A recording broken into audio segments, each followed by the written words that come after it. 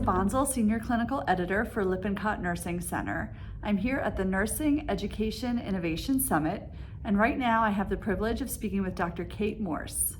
Dr. Morse is currently the Assistant Dean for Experiential Learning and Innovation in the College of Nursing and Health Professions, Drexel University, and Adjunct Faculty for the Center for Medical Simulation. Thank you so much for joining me today. You're welcome. Can you please talk about learning as a social activity? Absolutely. I think it's a shift in our thinking from learning as a transactional activity where I, as the teacher, am going to provide you with either a skill or a language or information, and then be shocked that that doesn't come out successfully, whereas it's really about the social interaction and the relationship between the teacher and the learner. And in fact, the teacher may have something to learn as well, so it goes in both directions because we get subtle or direct feedback from the learner as we go through the learning process. So if we approach it as a relationship, then we realize we both have interests and we both have some skin in the game, and we're going to end up being different people at the end of the conversation. What is psychological safety and how does it increase learner engagement? So psychological safety is such an interesting idea that came out of work that was done on the business side, then transferred into healthcare research, and now comes across to the education land, which really it's just about thinking about creating an environment where everyone in that environment, in this case learning, feels comfortable to take what Amy Edmondson would call interpersonal risks. And what does that mean? It means I'm not afraid as a learner to put my hand up and say, I don't understand, I thought it was something else. And I don't have fear of ridicule, being belittled, made to feel uncomfortable, but invited into the conversation with a different perspective. So you feel comfortable and invited to speak up, share different perspectives, talk about mistakes.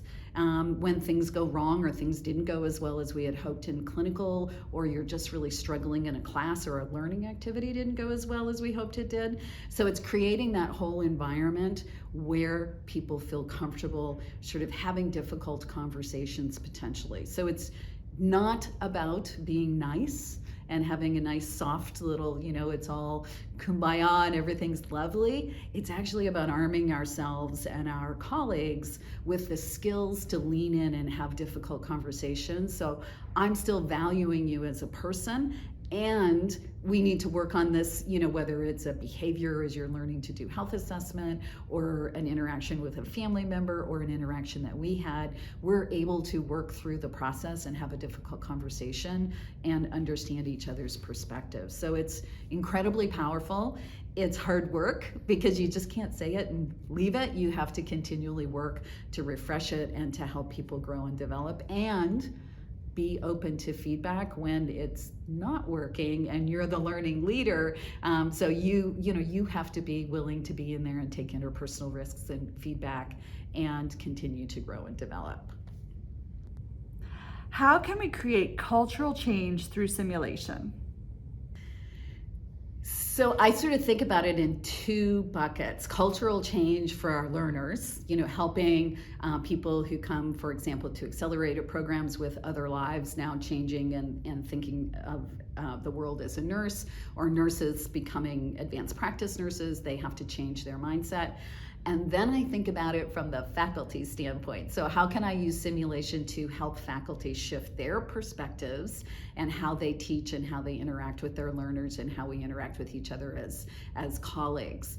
So I think simulation is particularly powerful because it moves the conversation from, oh yeah, I'd never do that, or this is what I always do in these situations, because we do believe that. I mean, it's genuine. However, then we get in the situation and we do something totally different. And simulation allows us to do that. And then we have this juxtaposition of what I thought, like I believed about myself. I would always speak up for patient safety, and I didn't in that situation. And that then allows us to get into debriefing and really dig in and understand the complexity of what happened and why it is we did the things that we did and how we can shift that thinking to help us be more successful in the future. If we just stay at the conversational level, you're going to leave going, yeah, I would always do that. If I put you in simulation, you have the opportunity to sort of come up against that difference between what you think and you believe and what you actually do. So I think that's the power, but it only works if it's in a psychologically safe learning environment, because people are taking risks, particularly faculty. Thank you so much for speaking with me today.